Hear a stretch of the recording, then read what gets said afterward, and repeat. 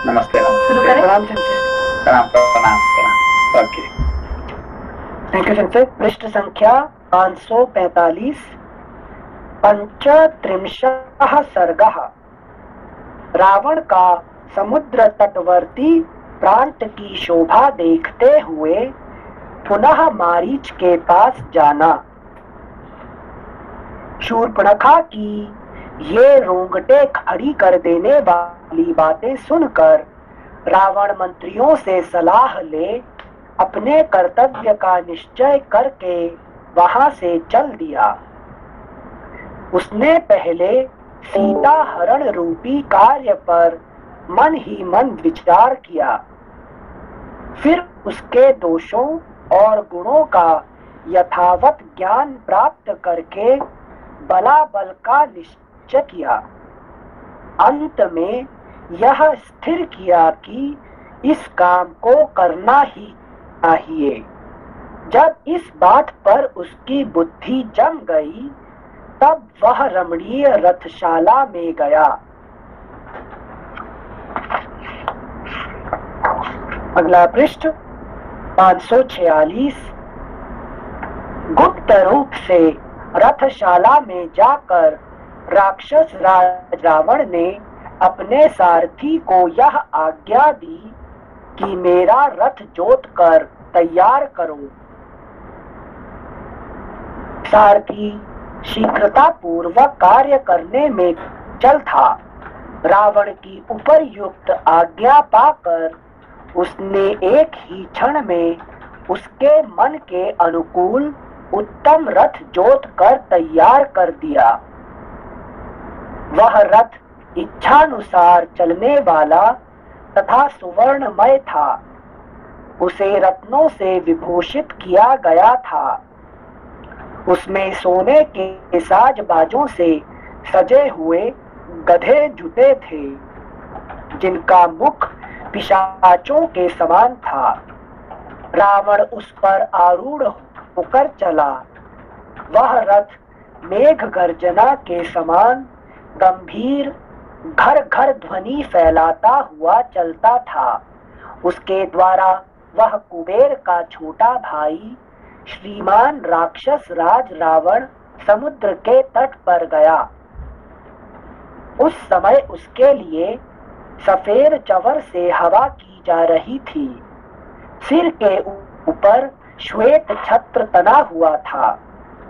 उसकी अंग कांति स्निग्ध वैदूर्य मणि के समान नीली या काली थी।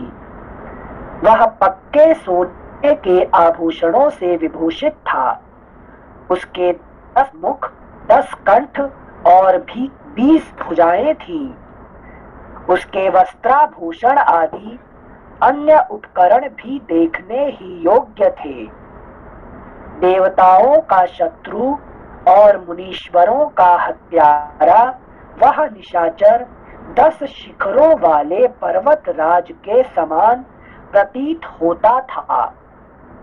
इच्छानुसार चलने वाले उस रथ पर आरूढ़ हो राक्षस राज रावण आकाश में विद्युत मंडल से घिरे हुए तथा वक पंक्तियों से सुशोभित मेघ के समान शोभा पा रहा था। पराक्रमी रावण पर्वत युक्त समुद्र के तट पर पहुंचकर उसकी शोभा देखने लगा। सागर का वह किनारा नाना प्रकार के फल फूल वाले सहस्त्रों वृक्षों से व्याप्त था।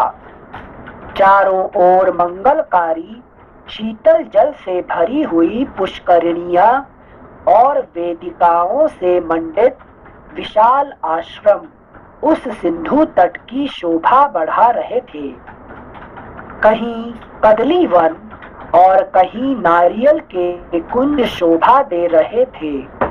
साल, ताल, तमाल तथा सुंदर फूलों से भरे हुए दूसरे दूसरे वृक्ष उस तट प्रांत को अलंकृत कर रहे थे। अत्यंत नियमित आहार करने वाले बड़े बड़े महर्षियों, नागों, सुपर्णों गरुड़ों, गंधर्वों तथा सहस्रों किन्नरों से भी उस स्थान की बड़ी शोभा हो रही थी। काम विजयी सिद्धों, चारणों, ब्रह्मा जी के पुत्रों, वानप्रस्थों, माश गोत्र में उत्पन्न मुनियों, बालखिल्य महात्माओं तथा केवल सूर्य किरणों का पान करने वाले तपस्वी जनों से भी वह सागर का तट प्रांत सुशोभित हो रहा था। दिव्य आभूषणों और पुष्पमालाओं को धारण करने वाली तथा क्रीड़ा विहार की विधि को जानने वाली सहस्रों दिव्य रूपिणी अप्सराएं वहां सब ओर विचर रही थी। कितनी ही शोभाशालिनी देवांगनाएं उस सिंधु तट का सेवन करती हुई आसपास बैठी थी। देवताओं और दानवों के समूह तथा अमृत भोजी देवगण वहां विचर रहे थे। सिंधु का वह तट समुद्र के तेज से, उसकी तरंगमालाओं के स्पर्श से स्निग्ध एवं शीतल था।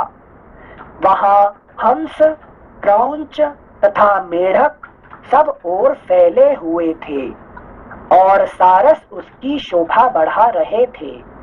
उस तट पर वैदूर्य मणि के सदृश श्याम रंग के प्रस्तर दिखाई देते थे। आकाश मार्ग से यात्रा करते हुए कुबेर के छोटे भाई रावण ने रास्ते में सब ओर बहुत से श्वेत वर्ण के विमानों, गंधर्वों तथा अप्सराओं को भी देखा। अगला पृष्ठ 547। गंधर्वों हाँ भैया। एक क्वेश्चन था सर। नमस्कार सर। नमस्कार नमस्कार। जैसे अभी रावण के बारे में बताएं, आप उनकी 10 भुजाएं हैं, 10 मुख हैं, 10 कंठ हैं, 20 भुजाएं हैं, तो ये तत्कारी है, तो इसके आध्यात्मिक रूप में हम कैसे देखेंगे सर इसको?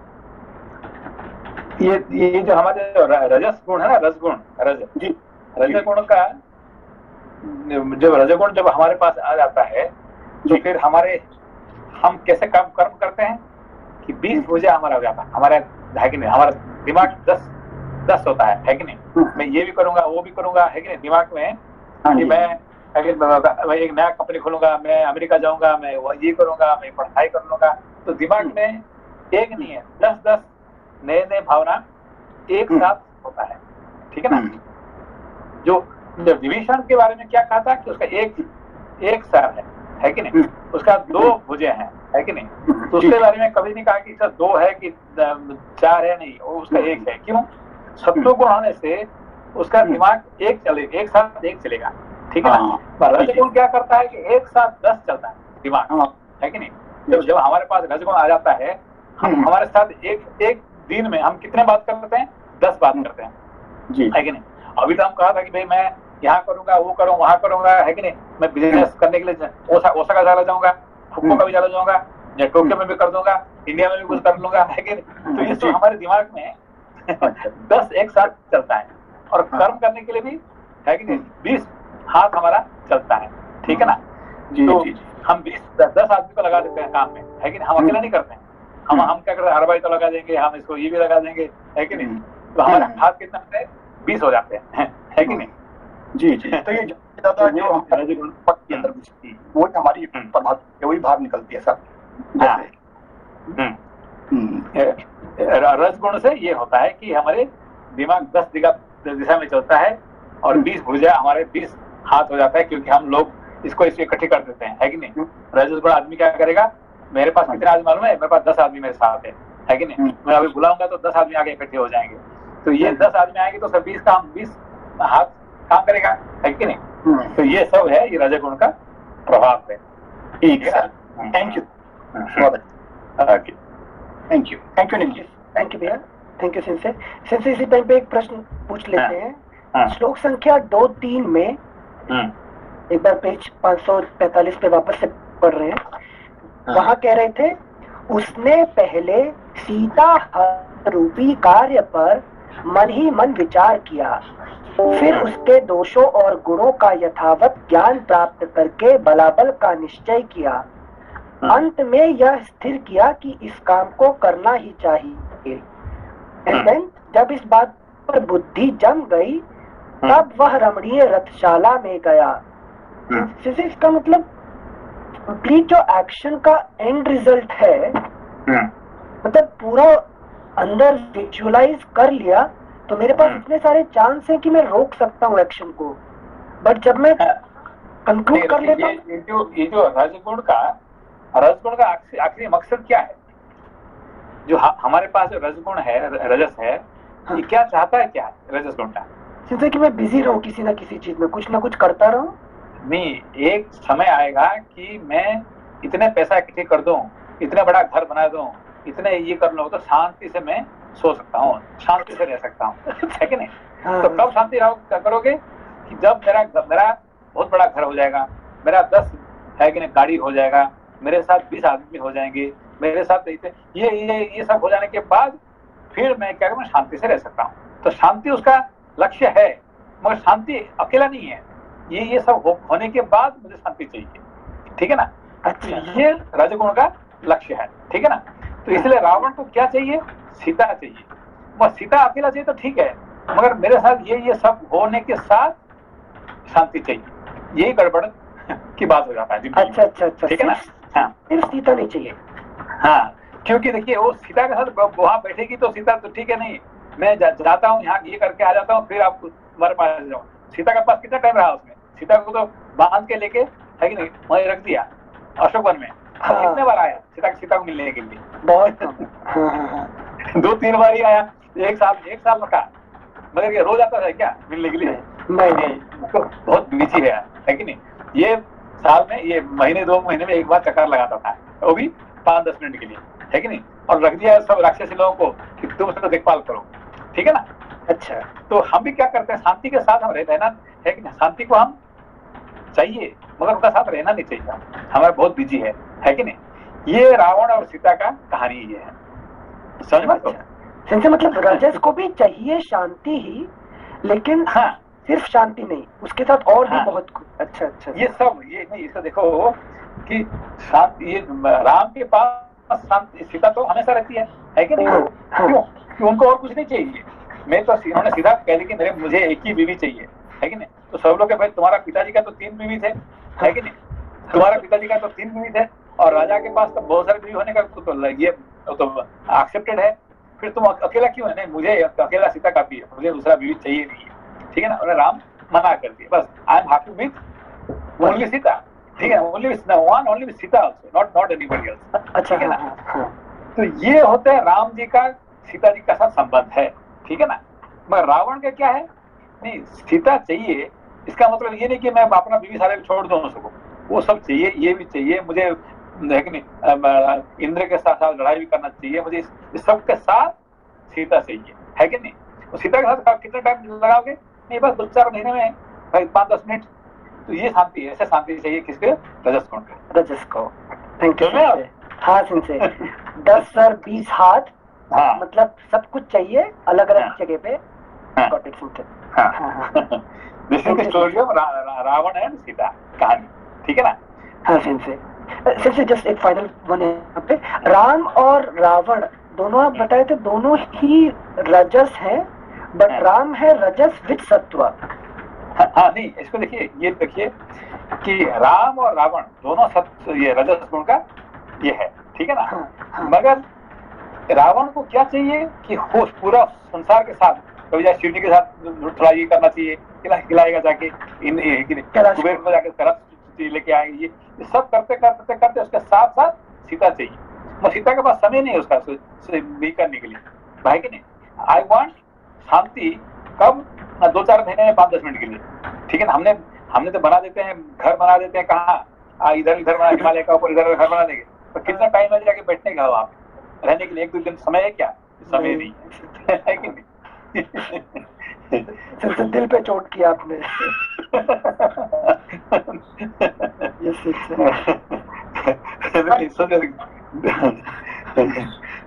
सर ये रजत आपकी सारी अच्छी चीजें चाहिए, तभी शांति। सारी अच्छी चीज से वो तो ठीक है, मगर नहीं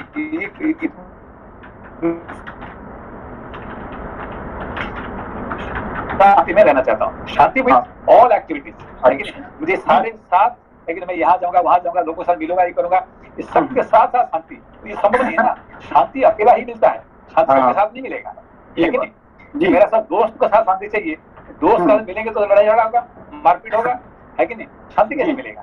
है कि नहीं? आप 10 आदमी के साथ बैठेंगे तो शांति हो सकता है क्या? मतलब ही इम्पॉसिबल है। आप अकेला बैठेंगे, आप रामायण लेके बैठ जाएंगे अकेला तो शांति मिल ही जाएगा, मगर नहीं, मैं 10 आदमी के साथ मिल के, सबके साथ खाना खा के, दारू पी के, सिगरेट पी के, फिर उसके बाद शांति में मैं बैठना चाहता हूँ, ये संभव नहीं है, है कि नहीं? Thank you sensei, thank you भैया। श्लोक संख्या 20। आकाश मार्ग से यात्रा करते हुए कुबेर के छोटे भाई रावण ने रास्ते में सब ओर बहुत से श्वेत वर्ण के विमानों, गंधर्वों तथा अप्सराओं को भी देखा। अगला पृष्ठ 547। बार बार ये वाल्मीकि क्या कह रहे हैं? कुबेर के छोटे भाई, है कि नहीं? उसका मतलब क्यों ये कह रहे हैं? बार बार कुबेर का नाम क्यों ला रहे हैं? जिनसे विश्रवा जी की याद दिला रहे हैं क्या? कि विश्रवा जी का 2 बेटे, ठीक है ना? ये बार बार विश्रवा जी का बेटा नहीं कह रहे, ये कह रहे कुबेर के छोटे भाई, है कि नहीं? अब देखिए, कुबेर के पास क्या है? सारे संसार का सारे पैसा है, सारे दौलत है, मगर वो क्या कर रहा है? शांति के लिए शिव जी के पास बैठ जाता है कि नहीं? सारे पैसा को यहाँ रख के लगा दे दिया अपना चाकर नौकर को संभालने के लिए, और वो खुद जाके कहाँ बैठे हुए हैं? शिव जी के साथ में बैठ गया शांति पाने के लिए, ठीक है ना? ये होता है कुबेर, और ये इसका पास कुछ है ही नहीं, वही पैसा वो इधर उधर से, है कि नहीं, चुरा के लेके आता है कि नहीं? तो है उसका भाई, छोटा भाई, मगर उसका शांति नहीं मिलता है कि नहीं? ये दोनों का कंपन, ये ही कैपेबल ऑफ, वो चाहता है तो उसको मिल सकता है जैसे कुबेर को मिला, मगर वो, है कि नहीं, शिव जी के पास जाएगा तो उसको शिव जी के कैलाश को हिलाएगा, है कि नहीं? दिखाने के लिए भाई मैं भी कोई कम नहीं हूँ, है कि नहीं? तो कुबेर जाके क्या करता है? शिव जी का सेवा करता है, सेवा करके बैठता है, और ये जाके शिव जी को डिस्टर्ब करता है कि नहीं?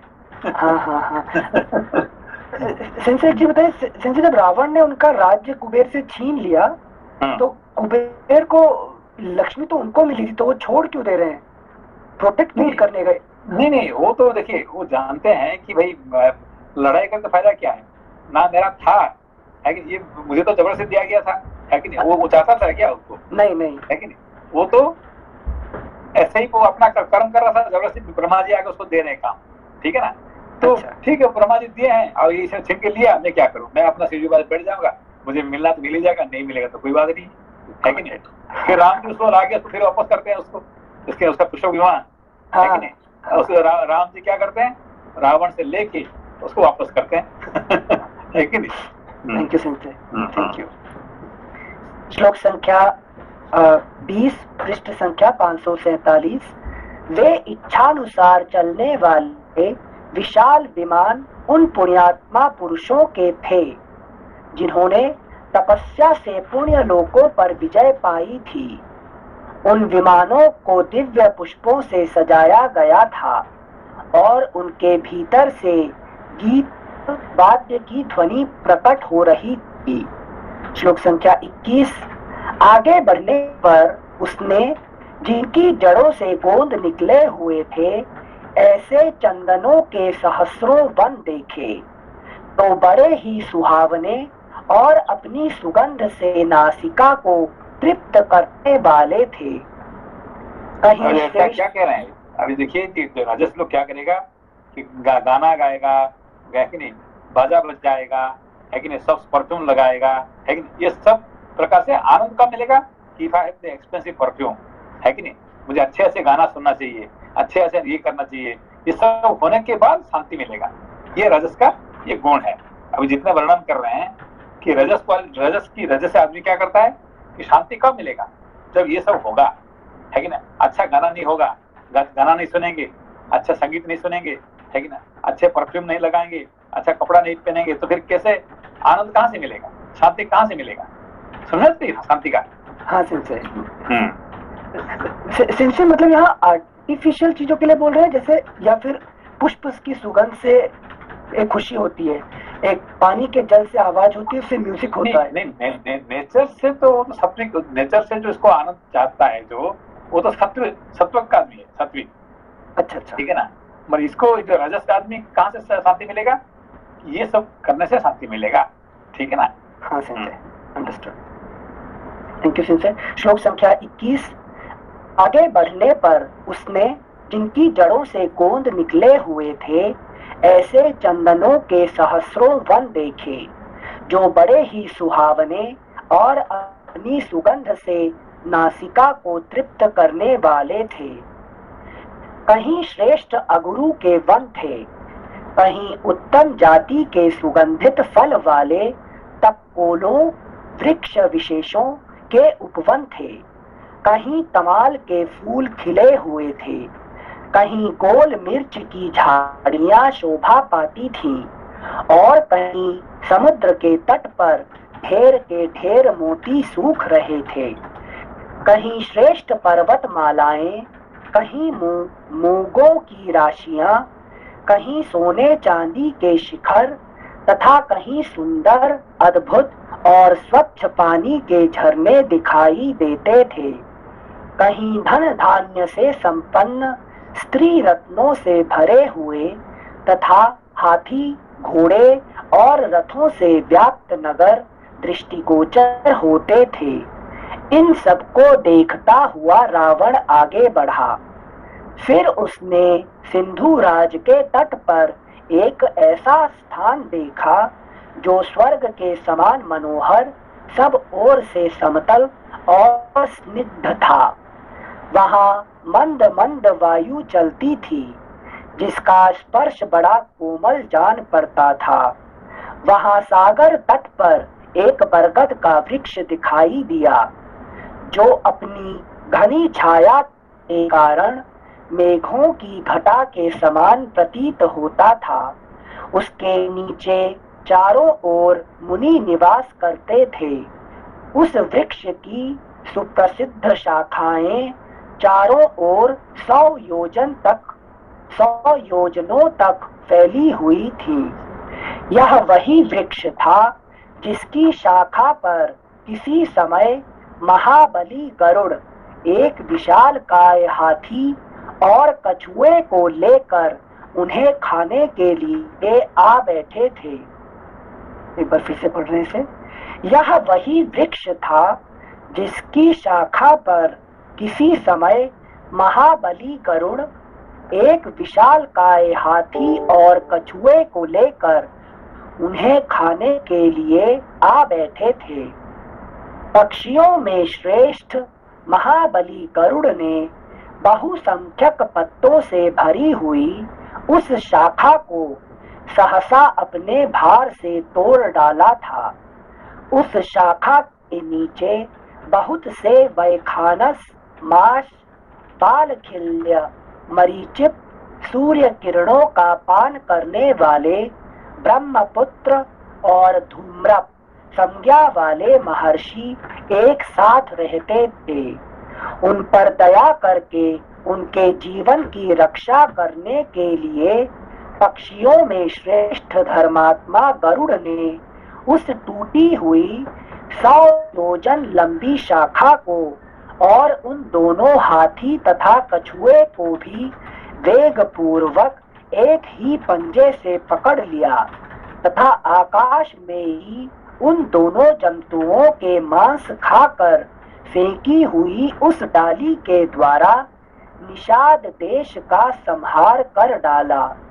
उस समय पूर्वोक्त महामुनियों को मृत्यु के संकट से बचा लेने से गरुड़ को अनुपम हर्ष प्राप्त हुआ।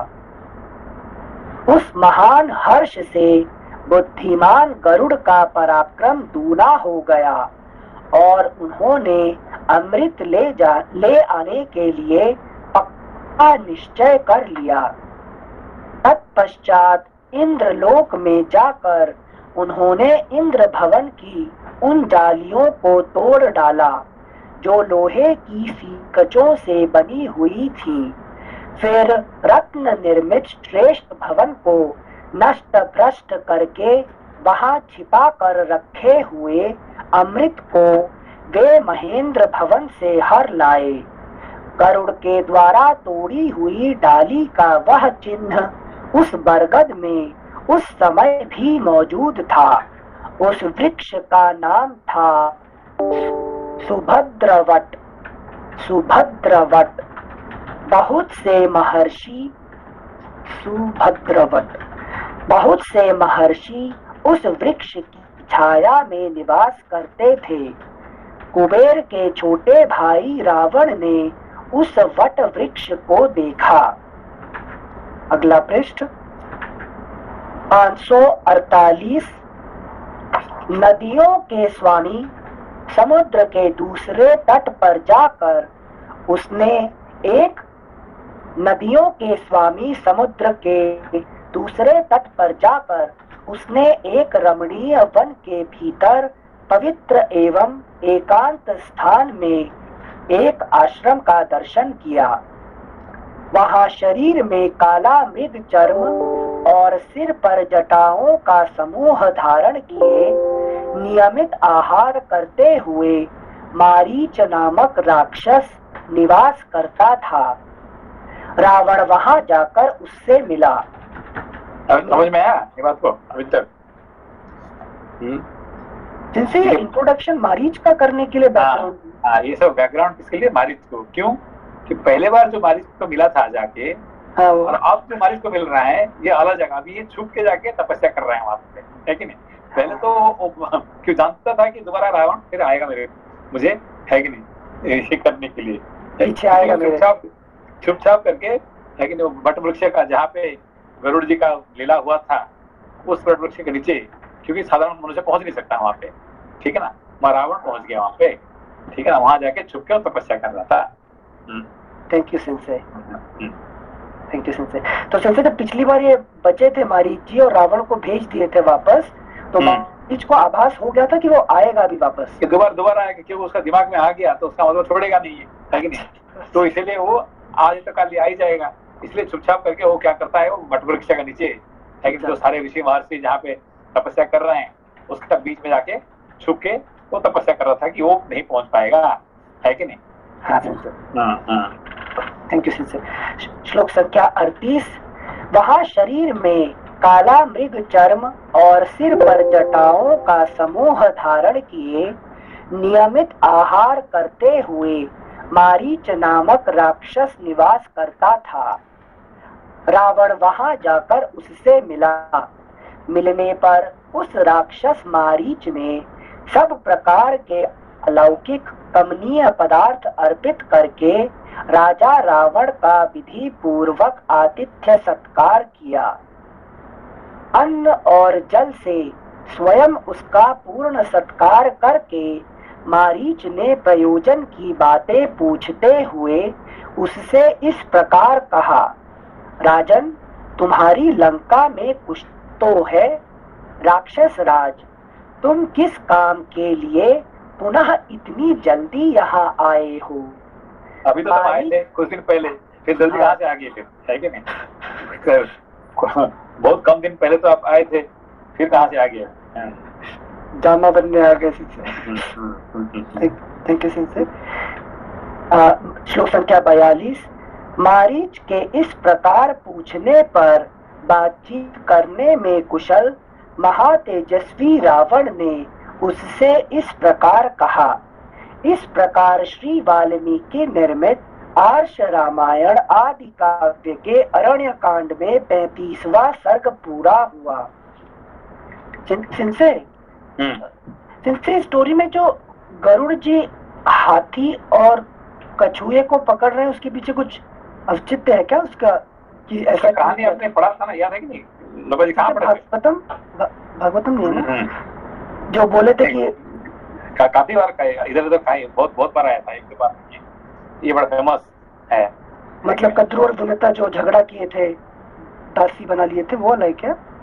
नहीं, वो नहीं है। ये जो है, ये एक हाथी और एक कछुआ को लेके वो वट वृक्ष की है कि वहां जब बैठ गया तो वहाँ का जो ब्रांच जो है गिरने लगा, तो वहाँ पे सब थे ऋषि मुनि सब तपस्या कर रहे थे, है कि नहीं? अच्छा अच्छा, काफी लंबा कहानी था ये। श्योर सकते हैं, सॉरी सकते भूल गए इसलिए। ठीक है सकते। अगला अध्याय षट्त्रिंशः सर्गः। रावण का मारीच से श्री राम के अपराध बताकर उनकी पत्नी सीता के अपहरण में सहायता के लिए कहना। तात मारीच, मैं सब बता रहा हूँ, मेरी बात सुनो।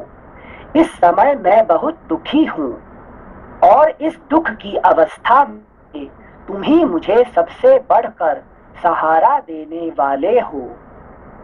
तुम जन स्थान को जानते हो, जहाँ मेरा भाई खर, महाबाहु दूषण, मेरी बहन शूर्पणखा, मांस भोजी राक्षस महाबाहु त्रिशिरा तथा और भी बहुत से लक्ष्य वेद में कुशल शूरवीर निशाचर रहा करते थे। वे सभी राक्षस मेरी आज्ञा से वहां घर बनाकर रहते थे और उस विशाल वन में जो धर्माचरण करने वाले मुनि थे उन्हें सताया करते थे। वहां खर के मन का अनुसरण करने वाले तथा युद्ध विषयक उत्साह से संपन्न 14,000 शूरवीर राक्षस रहते थे, जो भयंकर कर्म करने वाले थे। जन स्थान में निवास करने वाले जितने महाबली राक्षस थे, वे सब के सब उस समय अच्छी तरह सन्नद्ध होकर युद्ध क्षेत्र में राम के साथ जा भिड़े थे। वे खर आदि राक्षस नाना प्रकार के अस्त्र शस्त्रों का प्रहार करने में कुशल थे, परंतु युद्ध के मुहाने पर रोष में भरे हुए श्री राम ने अपने मुंह से कोई कड़वी बात न कहकर बाणों के साथ धनुष का ही व्यापार आरंभ किया। श्लोक संख्या 8। पैदल और मनुष्य होकर भी राम ने अपने दमकते हुए बाणों से भयंकर तेज वाले 14,000 राक्षसों का विनाश कर डाला और उसी युद्ध में खर को भी मौत के घाट उतार कर दूषण को भी मार गिराया। साथ ही त्रिशिरा का वध करके उसने दंडकारण्य को दूसरों के लिए निर्भय बना दिया। अगला पृष्ठ 549। उसके पिता ने कुपित होकर उसे पत्नी सहित घर से निकाल दिया है। उसका जी क्या उसका वर्णन है कि नहीं? राम जी का ना, राम जी को पिताजी ने उसको घर से निकाल दिया कुपित होके। रजस की आंखों से वर्णन हो रहा है कि नहीं? श्लोक संख्या 10। उसके पिता ने कुपित होकर उसे पत्नी सहित घर से निकाल दिया है। उसका जीवन क्षीण हो चला है। यह क्षत्रिय कुल कलंक राम ही उस राक्षस सेना का घातक है।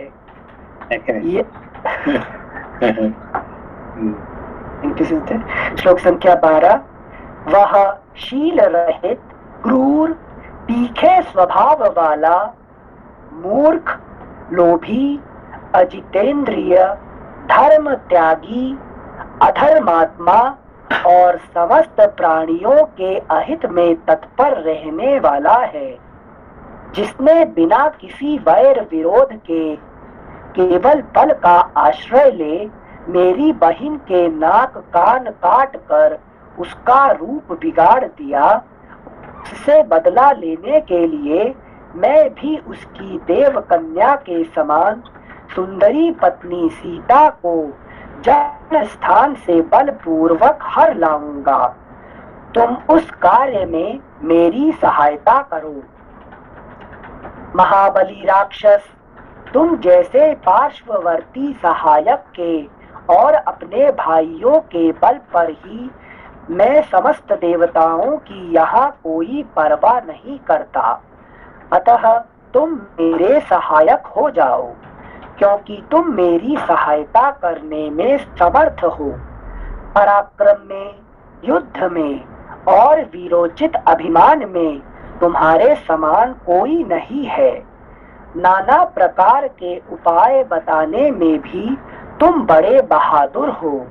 बड़ी बड़ी मायाओं का रावण का देखिए ये एक अच्छे गुण है। क्या अच्छे गुण है उसका? कि वो सबको उसने, है कि नहीं, सबके साथ अच्छे से रह के उनको इस्तेमाल कर रहा है। ठीक है ना? अब ये समझ में क्या रावण का अच्छे गुण है कि नहीं? पीपल मैनेजमेंट वाला गुण है। हाँ, पीपल मैनेजमेंट जो है उसको बहुत अच्छे से आता है कि नहीं? जैसे कंस का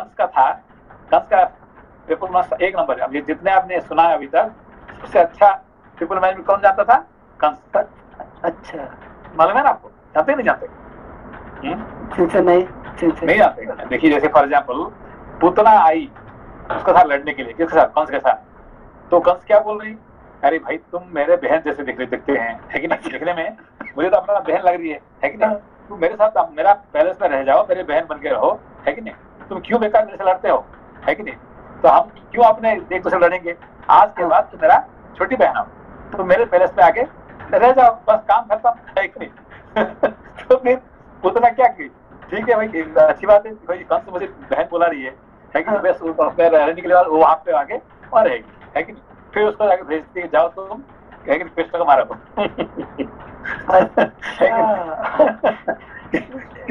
कितने अच्छे मैनेजमेंट किया, है कि नहीं? पहले लड़ने कंस से आई थी पूतना। हाँ, क्योंकि एक्चुअली क्या है कि कंस ने बड़ा, जितने होते चाणूर थे, मुष्टिक थे, है कि नहीं, इनसे जो जाके, है कि लड़ने के लिए वहां पे गए, बोले देखो भाई हम क्या करेंगे, एक दूसरे के साथ, है कि मल्ल युद्ध करेंगे, ठीक है ना? जो जीत जाएगा तो अभी मैं हार जाऊंगा, तुम्हारे दास में बन जाऊंगा, और तुम हारोगे तो मेरा साथ रह जाओगे, मेरे साथ रहो, बस एक ही बात है ना? तो बोले ठीक है। तो है कि नहीं, तो चाणूर मुष्टि के सब हार गए कंस के साथ, है कि नहीं? हारने के बाद ठीक है, कोई बात नहीं, हम मेरे साथ आके तुम मेरे पैलेस में, है कि नहीं, रहो, है कि नहीं, मेरा पार्षद देकर रहो। इस तरह से कर कंस ने क्या किया, सबको इकट्ठी कर दी, है कि नहीं? Very good. सबको लगा दिया कृष्ण के साथ। है कि नहीं? तो ऐसे ही रावण का मैनेजमेंट, रावण और कंस, है कि नहीं, मैनेजमेंट बहुत अच्छा है उनका। अच्छा, जैसे इसको जो ऑफिस में अप्लाई करते हैं, जो बराबर ट्रेनिंग देते हैं हम लोग को पीपल मैनेजमेंट, मतलब वही है ना कि रजस क्वालिटी, ऑफिस में क्या, what you are having, what is your power, rajas quality. तो रजस क्वालिटी होगा मैनेजमेंट करके फिर आप बड़ा करोगे, कंपनी बड़ा के स्कोप होगा कि जब आपका पीपल मैनेजमेंट हो जाएगा, ठीक है ना? दिस इज रावण का पीपल मैनेजमेंट, है कि नहीं? रावण और कंस का। नमस्ते नमस्ते। सबसे सबसे हमको तब से पीपल मैनेजमेंट सिखा दिया। क्योंकि fighting with other people know meaning, है कि नहीं? अभी ये अपना कंस सबसे लड़ना शुरू करेगा तो फिर अपना बड़ा नहीं होगा, वो क्या कर, सबको उसने, लेकिन चाणूर, मुष्टि, गर्दभ, ये वो पूतना, सबके साथ दोस्ती करके, सबको आके घर में रख के उनके साथ दोस्ती कर दिया, और सभी ने उनका साथ रह के फिर उन्होंने क्या कर दिया, अपना पिताजी को बंदी बना के जेल में डाल दिया, है कि नहीं? अपना राज्य ले लिया छीन के, है कि नहीं? इस तरह सारे काम कब क्यों किया? क्योंकि उसने क्या कर दिया कि पीपल मैनेजमेंट करके, ठीक है ना? Thank you sir. एक मिनट, मतलब कंस वृत्ति वाइज तो नेगेटिव वृत्ति है ना, बट वो भी पीपल मैनेजमेंट कर सकता है। नहीं किया, देखिए अभी चल के उसको राजा बनना था, है कि नहीं? तो राजा तो उसका पिताजी तो बड़ा पावरफुल है ना, है कि नहीं? तो पिताजी का राज्य तो उसको नहीं मिलने वाला है, क्योंकि पिताजी तो बहुत लंबा जिंदगी है उसका, है कि नहीं? इसका बेटा होके उसका जिंदगी कम है और बाप का जिंदगी लंबा है कि नहीं? वो तो राजा नहीं बन पाएगा। तो फिर उसने क्या करेगा कि भाई ऐसा सब इकट्ठी कर दिया सबको, है कि नहीं? चाणूर, मुष्टिक, गर्दभ, ये सब राक्षस को इकट्ठी करके फिर पिताजी का ऊपर हमला कर दिया और पिताजी को जेल में डाल के वो क्या कर रहा है, राजा बन गया, ठीक है ना? फिर कृष्ण के साथ लड़ाई शुरू कर दिया। इस तरह से एक करके से पीपल मैनेजमेंट, है कि नहीं? एक आर्टिकल आना चाहिए, कंस पीपल मैनेजमेंट। नहीं, दैट इज एक्चुअली अभी तक जितने पीपल मैनेजमेंट किए हैं, कंस से अच्छा किसी ने भी नहीं किया मैनेजमेंट। सबके साथ बड़े अच्छे से व्यवहार किया उसने। अभी देखो ना, पूतना को क्या बोली, भाई देखो तुम एक औरत हो, मैं औरत के साथ लड़ाई नहीं करता हूँ कभी, है कि नहीं? मैं कभी लड़ाई नहीं करता हूँ। अभी इसको परशुराम जी के साथ गया, है कि नहीं? तो परशुराम जी को क्या कहा इसने कि देखो भाई, आप क्षत्रियो को मारते हैं, मैं क्षत्रिय नहीं हूँ, है कि नहीं? तो मुझे क्यों मारेंगे आप, मैं आपका भक्त हूँ। है कि नहीं? तो सीधा सीधा उसको परशुराम को कैसे बोला है कि देखो भाई, आप अवतार है, आप महान है कि नहीं? और आपका दुश्मन कौन है? क्षत्रिय है, मैं क्षत्रिय नहीं हूँ, मैं राक्षस हूँ, है कि नहीं? तो मुझे आप क्यों मारेंगे? मुझे, मैं आपका दास हूँ। बस उसको दास बन गया और उसको सारे ले लिया उसे, है कि नहीं? Thank you, Sensei. You have changed the perspective, Sensei. नहीं, कंस का जो पीपल मैनेजमेंट है उसमें इंक्लूडिंग परशुराम को जीत गया, है कि नहीं? सबको एक सबको जीतने के बाद फिर उसे लड़ाई शुरू की करके उसने, है कि नहीं? Thank you, Sensei. श्लोक संख्या 16। पराक्रम में, युद्ध में और वीरोचित अभिमान में तुम्हारे समान कोई नहीं है। नाना प्रकार के उपाय बताने में भी तुम बड़े बहादुर हो। बड़ी बड़ी मायाओं का प्रयोग करने में भी विशेष कुशल हो। श्लोक संख्या 17। निशाचर, इसीलिए मैं तुम्हारे पास आया हूँ। सहायता के लिए मेरे कथनानुसार तुम्हें कौन सा काम करना है वह भी सुनो। तुम सोने के बने हुए मृग जैसा रूप धारण करके रजतमय बिंदुओं से युक्त चितकबरे हो जाओ और राम के आश्रम में सीता के सामने विचरो। विचित्र मृग के रूप में तुम्हें देखकर सीता अवश्य ही अपने पति राम से तथा लक्ष्मण से भी कहेगी कि आप लोग इसे पकड़ लावे। जब वे दोनों तुम्हें पकड़ने के लिए दूर निकल जाएंगे, तब मैं बिना किसी विघ्न बाधा के सूने आश्रम से सीता को उसी तरह सुखपूर्वक हर लाऊंगा जैसे राहु चंद्रमा की प्रभा का अपहरण कर लेता है। उसके बाद स्त्री का अपहरण हो जाने से जब राम अत्यंत दुखी और दुर्बल हो जाएगा, उस समय मैं निर्भय हो सुखपूर्वक उसके ऊपर कृतार्थ चित्त से प्रहार करूंगा। रावण के मुख से श्री रामचंद्र जी की चर्चा सुनकर महात्मा मारीच का मुंह सूख गया। वह भय से थर्रा उठा। वह अपलक नेत्रों से देखता हुआ अपने सूखे ओठों को चाटने लगा। जब राम बाण लगने के बाद मारीच ने उसका राम भक्त बन गया है कि नहीं? सबसे बड़ा भक्त बना कौन? मारीच ने, क्योंकि राम बाण उसको लग गया था, है कि नहीं? उससे मरा नहीं है, जिंदा है, और राम बाण मतलब ज्ञान की, है कि नहीं, उसका अंदर में आ गया, ठीक है ना? इसीलिए उसने बदल गया जिंदगी में। अच्छा, हाँ सिंसे ज्ञान आने के बाद भी रजस अटैक क्यों कर पा रहे हैं बार बार? हम लोग हमने नहीं पढ़ रहा है रोज, है कि नहीं? आपका रामबाण सीधे आके लगता है कि नहीं? हम लोग रोज पढ़ते हैं तो भी, है कि नहीं, रजस हमको, है कि नहीं, अटैक करता है रोज, है कि नहीं? 8-15 तक चलता ही रहता है रजस का। Thank you sir. श्लोक संख्या 22। रावण के मुख से श्री रामचंद्र जी की चर्चा सुनकर महात्मा मारीच का मुंह सूख गया। महात्मा मारीच कहा गया, ठीक है ना? यहाँ पे मारीच को राक्षस नहीं है, महात्मा मारीच कहा गया, ठीक है ना? अच्छा, थैंक यू सर। सुनकर महात्मा मारीच का मुंह सूख गया। वह भय से थर्रा उठा। वह अपलक नेत्रों से देखता हुआ अपने सूखे ओठों को चाटने लगा। उसे इतना दुख हुआ कि वह मुर्दा सा दिखाई देने लगा। उसी अवस्था में उसने रावण की ओर देखा। उसे महान वन में श्री रामचंद्र जी के पराक्रम का ज्ञान हो चुका था, इसलिए वह मन ही मन अत्यंत भयभीत और दुखी हो गया तथा हाथ जोड़कर रावण से यथार्थ वचन बोला। उसकी वह बात रावण के तथा अपने लिए भी हितकर थी। इस प्रकार रावण के लिए भी हितकर था और अपने लिए भी हितकर था, ठीक है ना? हाँ सर, थैंक यू सर। इस प्रकार श्री वाल्मीकि निर्मित आर्ष रामायण आदि काव्य के अरण्य कांड में 36वां सर्ग पूरा हुआ। 37 सर्गः।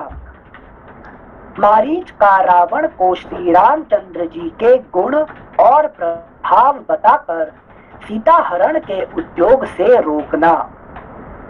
राक्षस राज रावण की पूर्वोक्त बात सुनकर बातचीत करने में कुशल महातेजस्वी मारीच ने उसे इस प्रकार उत्तर दिया। अगला पृष्ठ 550। राजन, सदा प्रिय वचन बोलने वाले पुरुष तो सर्वत्र सुलभ होते हैं, परंतु जो अप्रिय होने पर भी हितकर हो, ऐसी बात के कहने और सुनने वाले दोनों ही दुर्लभ हैं। ये कितना अच्छी बात किया पहले बात, लेकिन मारीच जी ने बढ़िया। Thank you sir.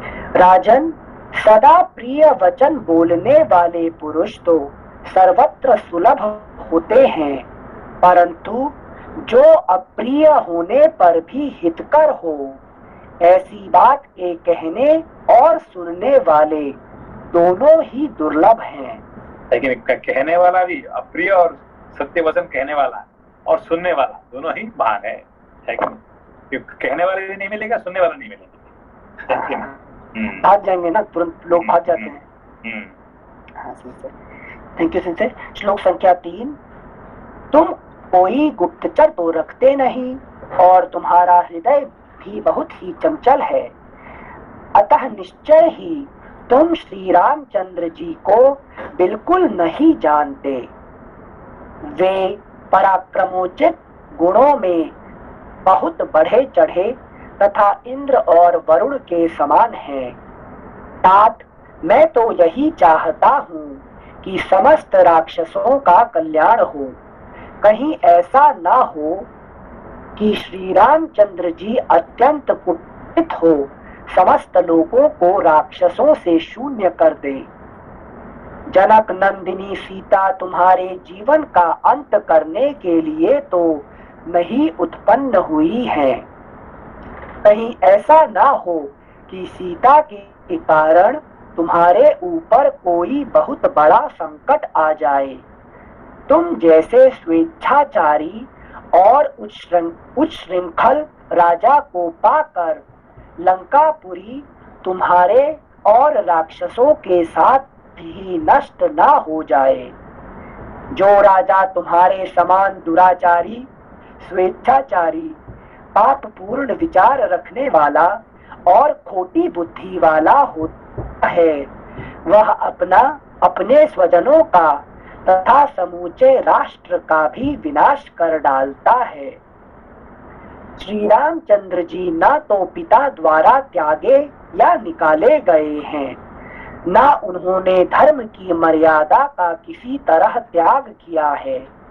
न वे लोभी, न दूषित आचार विचार वाले और न क्षत्रिय कुल कलंक ही है।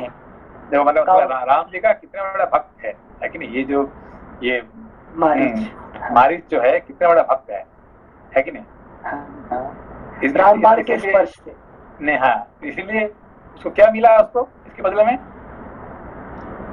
जैसे राम जी के बाण से शरीर त्याग कर वो स्वर्ग गए थे क्या संसद? नहीं, लोबा जी क्या मिला उसको? मारीच को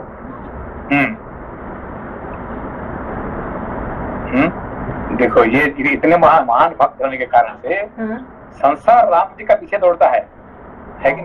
मगर राम जी उसका पीछे दौड़ते हैं।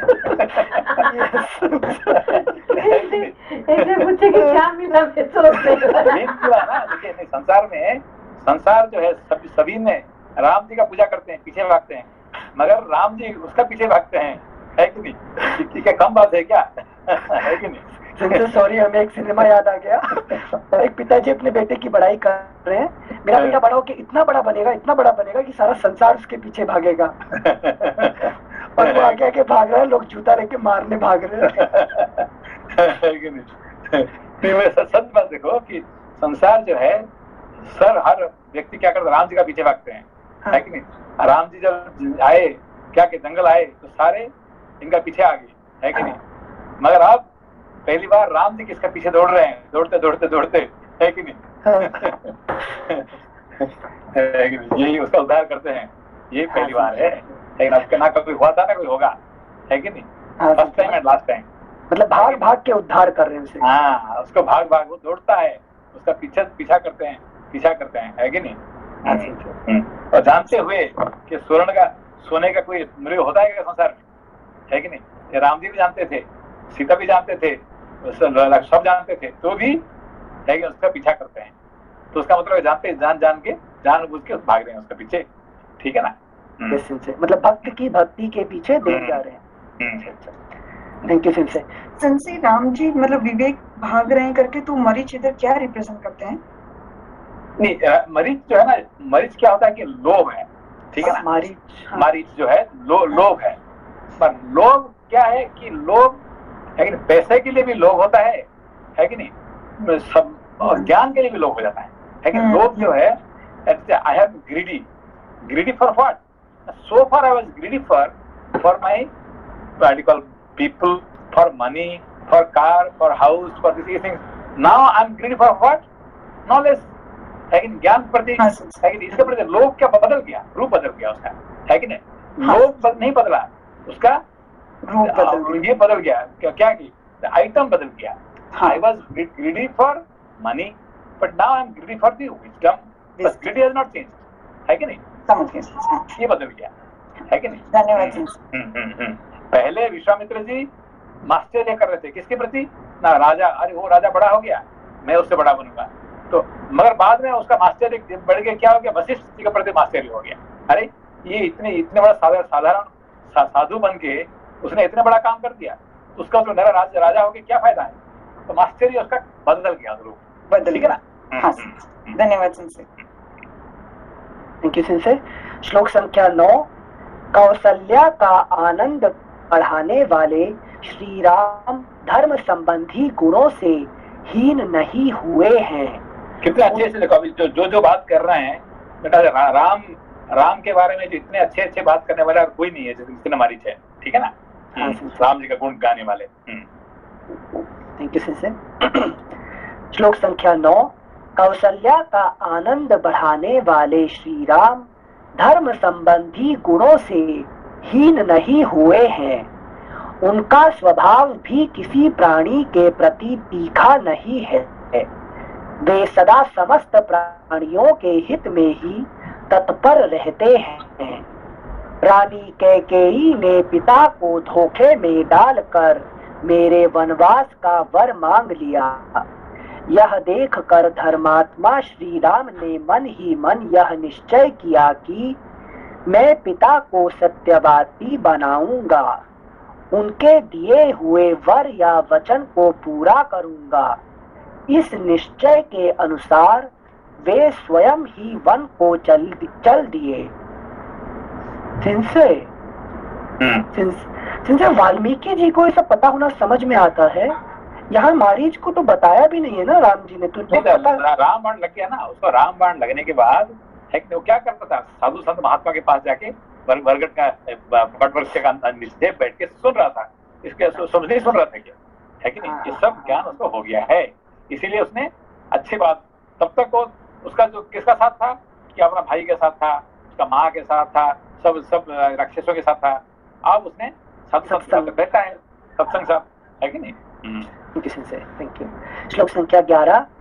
माता कैकेयी और पिता राजा दशरथ का प्रिय करने की इच्छा से ही वे स्वयं राज्य और भोगों का परित्याग करके दंडक वन में प्रविष्ट हुए हैं। श्री राम क्रूर नहीं हैं, वे मूर्ख और अजितेंद्रिय भी नहीं हैं। श्री राम में मिथ्या भाषण का दोष मैंने कभी नहीं सुना है, अतः उनके विषय में तुम्हें ऐसी उल्टी बातें कभी नहीं कहनी चाहिए। श्री राम धर्म के मूर्तिमान स्वरूप हैं। वे साधु और सत्य पराक्रमी हैं।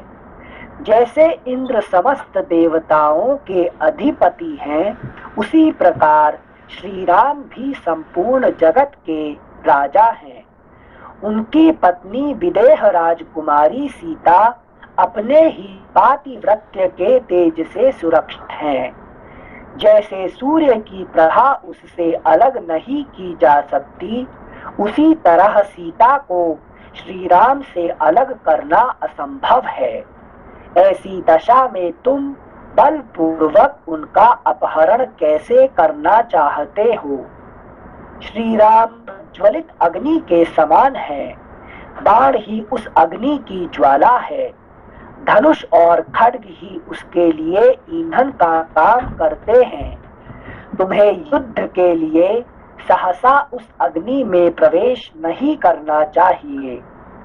आत धनुष ही जिसका फैला हुआ दीप्तिमान मुख है और बाण ही प्रभा है, जो अमर्ष में भरा हुआ है, धनुष और बाण धारण किए खड़ा है, रोषवश तीखे स्वभाव का परिचय देता है। अगला पृष्ठ 551। रोषवश तीखे स्वभाव का परिचय देता है और शत्रु सेना के प्राण लेने में समर्थ है।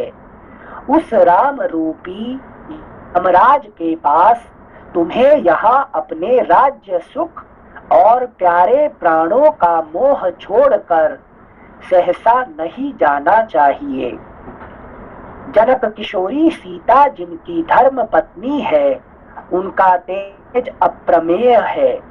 श्री रामचंद्र जी का धनुष उनका आश्रय है।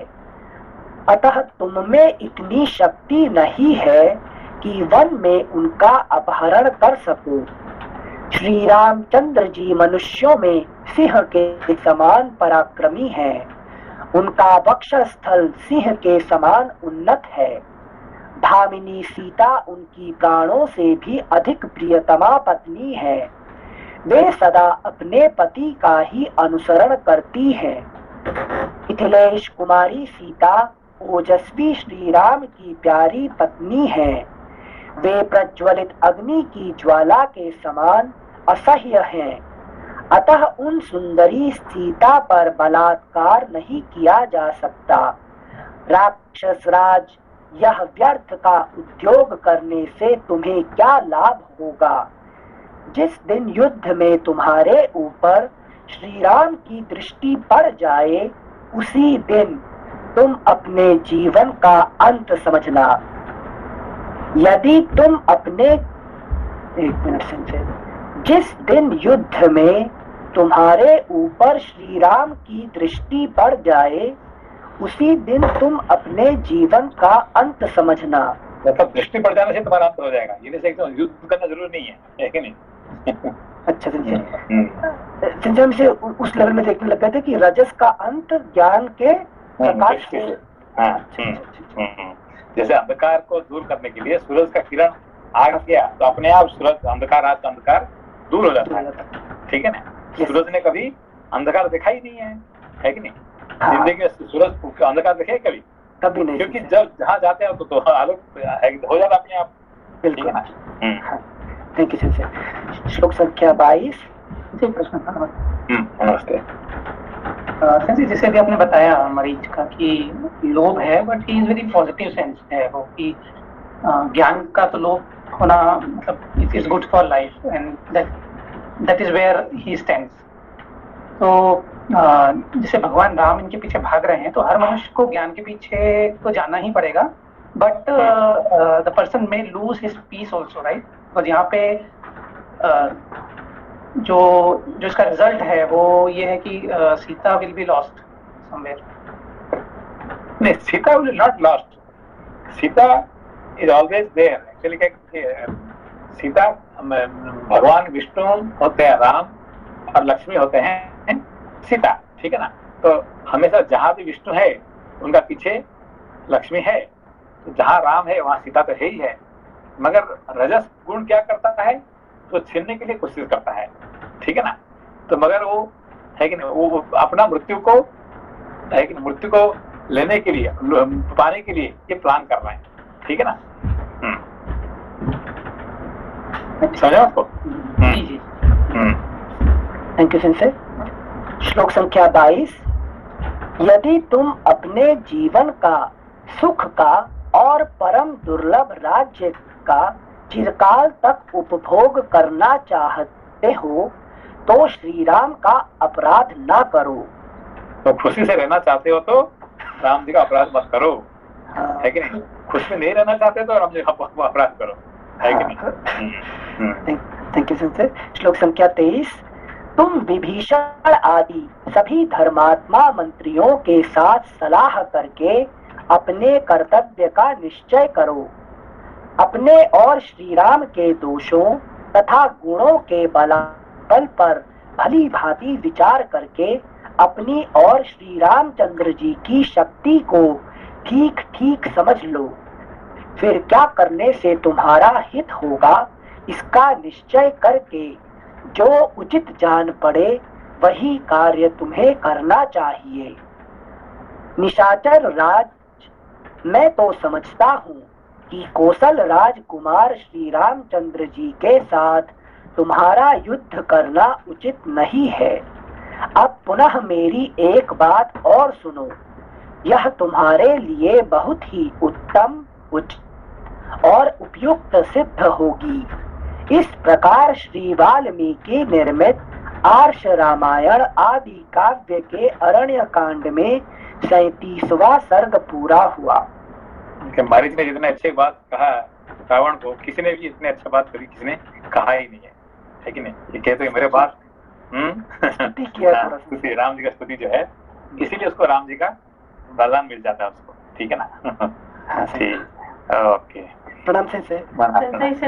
संडे का बोलना था। हाँ ठीक है। संडे को, इस संडे को हमारा थोड़ा जगन्नाथ टेम्पल के बारे में मीटिंग है, तो इसलिए टाइम, पढ़ाई का टाइम थोड़ा मतलब लेट हो सकता है, इसलिए से ही चाहते हैं कि संडे को हम छुट्टी रखेंगे, फिर नेक्स्ट पढ़ाई होगा मंडे को। प्लीज। ठीक है। Thank you.